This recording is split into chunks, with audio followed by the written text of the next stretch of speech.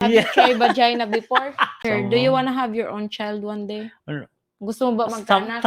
One day.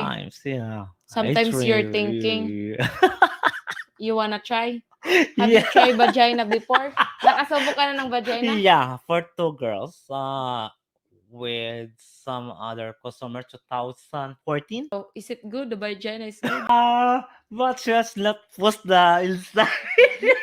I'm just asking my customer just why you not post the inside? Oh, nahiya ako. I asked you why you didn't push it through the then the foreign guy asked you why you didn't push that dick inside the woman Yeah, yeah, yeah. through. Then you said no because you don't like it. Yeah.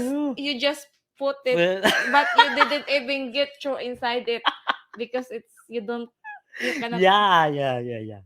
But So she said she just picked hers because they want you to come and she just picked it. She put she spit on it and she put oh, so he's done so he can leave. They just do it for money.